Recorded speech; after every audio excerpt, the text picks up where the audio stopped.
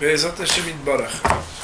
Les lois concernant le cas où quelqu'un aurait introduit quelque chose dans sa bouche sans faire la bracha.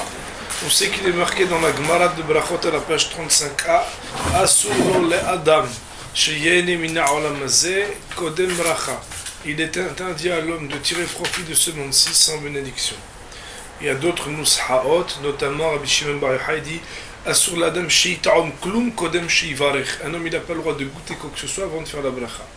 À un autre moment, on étudiera les lois du goûter. Du goûter, ça ne veut pas dire le goûter l'après-midi. Quand quelqu'un il est en train de faire à manger, ce qu'on appelle mata'emet. On verra, mais ce n'est pas le sujet ici. Ici, on parle de quelqu'un qu'il aurait voulu manger quelque chose, mais soit il n'a pas été habitué, soit il l'a oublié, et il a commencé à manger ou à boire sans faire la bracha. Alors il faut savoir qu'il y a deux, on va dire, points distincts l'un de l'autre. Le premier point, c'est s'il s'agit de mashkin. Mashkin, ça veut dire des breuvages, des boissons. Si quelqu'un a mis dans sa bouche des boissons, alors la personne, elle l'a dans la bouche et elle se rappelle maintenant.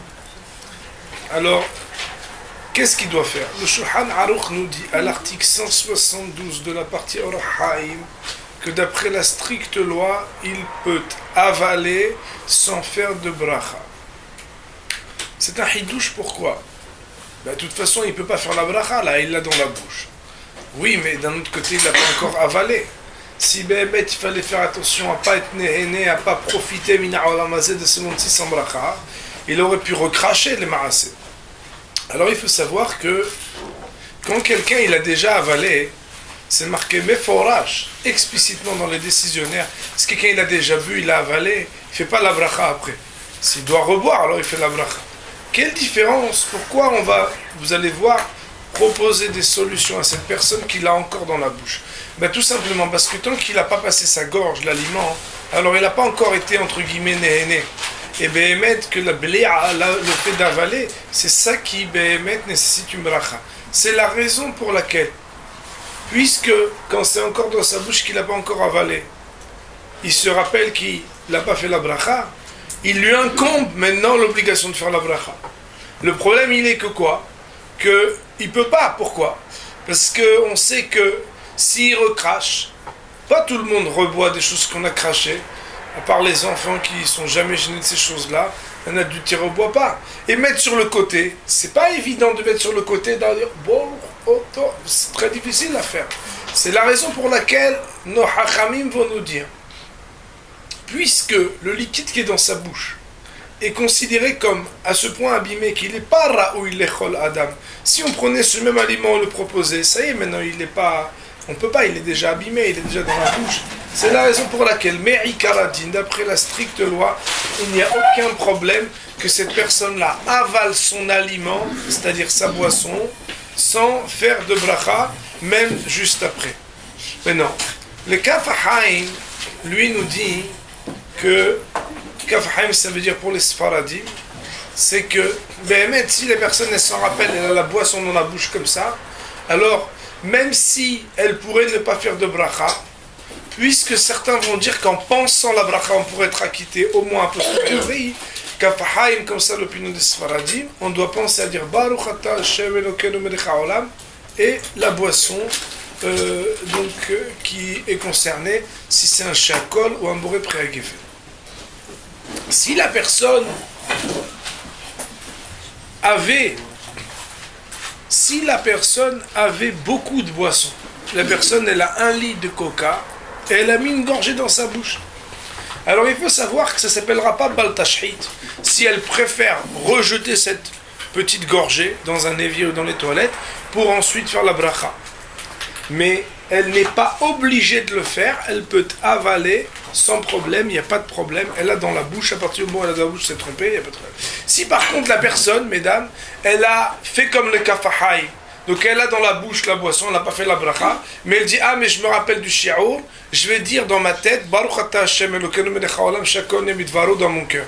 Si après elle veut reboire un verre de coca, est-ce qu'elle doit refaire la bracha ou pas?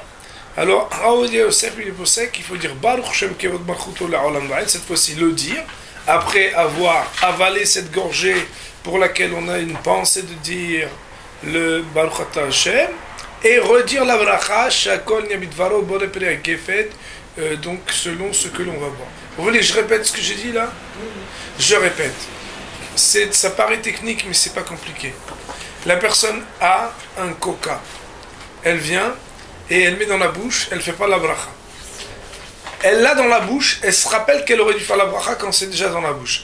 On a dit, d'après la stricte loi, elle avale sans problème.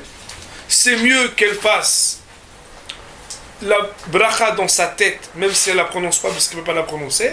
Et c'est pas baltashhid si elle dit mais moi j'ai encore une bouteille entière, je veux pas faire du cinéma, j'ai pas envie d'être nénémina la mazeblo bracha, elle crache et elle boit pas. Mais non, si la personne dans un cas de figure où elle vient et une personne qui a fait la religieuse, elle fait comme ça, elle dans la bouche si elle se rappelle, elle dit ah je veux pas boire, là. Je veux dire dans ma tête Baruch Ata Hashem Elokeinu melech haolam, il n'y a pas de bracha spéciale pour le coca même si c'est très bon, Shakon et mitvaro. Cette personne-là, elle a fait Behir Ur en pensant. Après, elle dit, bon, mais maintenant, je l'ai dit en pensant, maintenant, il y a une bouteille pleine. Je voudrais reboire du coca. Est-ce qu'il peut s'appuyer sur cette bracha? Il ne peut pas s'appuyer sur cette bracha. Comment il va faire? Il va d'abord dire Baruch Shem Kevod Baruchuto La'olam Va'ed sur la bracha qu'il a fait avec sa pensée. Et ensuite, dire Shakon Yabidvaro avec sa bouche, cette fois-ci, en prenant les précautions de dire la bracha avec sa bouche bien vide, avant de commencer à boire le verre de coca. Je pense que les choses sont claires. Maintenant, s'il s'agit de ochalim, ochalim ça veut dire des aliments. Alors de deux choses l'une. Si c'est des aliments qu'on peut ressortir, je donne un exemple. Quelqu'un il a une petite pomme de terre, je sais pas quoi là, une pomme de terre minute, je sais pas un peu ça. Il la met et elle est là et il se dit oh je peux faire la bracha. Il peut la ressortir, c'est pas un problème. Pomme de terre c'est pas. Alors Béhémet, qu'à partir du moment où c'est dans un état, l'état des lieux dans sa bouche et qu'il peut la ressortir, il faut qu'il la ressorte pour dire la bracha. Si par contre il ne peut pas, par exemple, il a déjà coupé la pomme de terre en 2 ou 3 morceaux, la halacha est qu'il faut le mettre isaleken ou les tzdadim, il faut le mettre sur le côté. Bien entendu, si à cause de mettre sur le côté, il ne va pas pouvoir prononcer la bracha, si ce n'est en bégayant, il va être embêté, cette personne-là, alors il faudra qu'elle ressorte cet aliment. Ça veut dire que ce que l'on permet pour les boissons n'est pas permis pour l'aliment. On n'avale pas un aliment sans dire la bracha, soit on le recrache, soit on le met de côté, soit on recrache une partie qui nous permet de mettre l'oreille sur le côté, mais qui dessous, il faut pouvoir faire la bénédiction convenablement. De là, les Hachamim nous disent que nous apprenons ici un principe. Vous savez, des fois, vous mangez un petit boré priaet, après vous dire boré priadama sur un autre aliment, et boré maisonnote, il faudra faire attention qu'il ne reste pas dans la bouche des choses autres. Ça veut dire c'est bien d'avoir la bouche vide quand on fait une bracha. Pourquoi? Parce qu'il est marqué dans le pasuk, Yema lefi teilatecha, que ma bouche soit remplie de ta prière.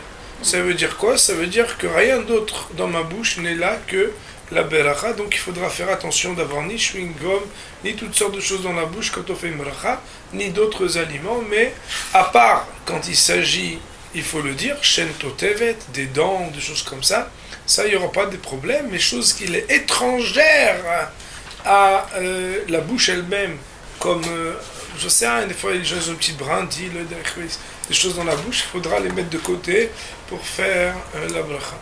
Voilà donc pour le Simon Kfaïn bête sur les lois de ce que l'on a introduit, boisson ou aliment sans faire de bracha. Baruch Adonai La'olam, Amen.